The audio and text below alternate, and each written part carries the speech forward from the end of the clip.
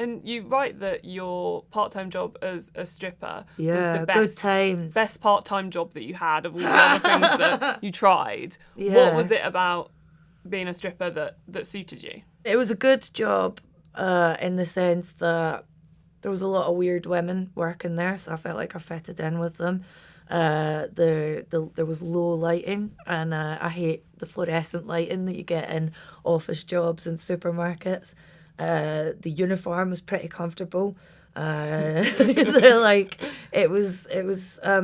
The hours were flexible. It was almost impossible to get sacked. You basically have to be absolutely insane to get fired from a strip club. Even then, like there actually was so much mad stuff I couldn't put in about strip clubs because I would run out of room.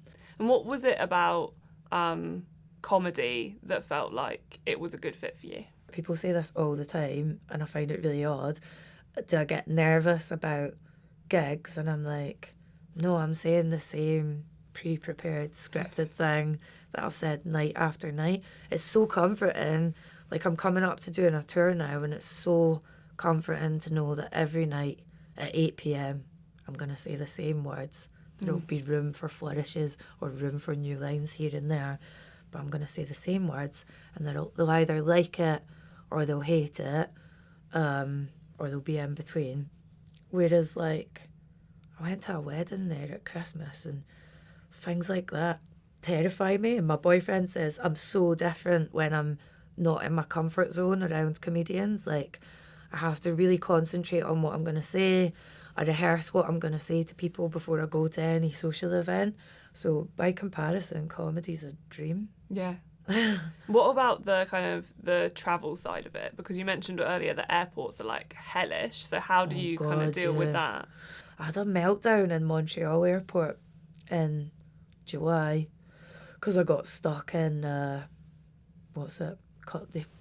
didn't fill out some forms properly, and they took me off behind this little screen and kept me there for ages. And I thought I wasn't going to be allowed into Canada, and I fucking howled like a baby as I was coming out.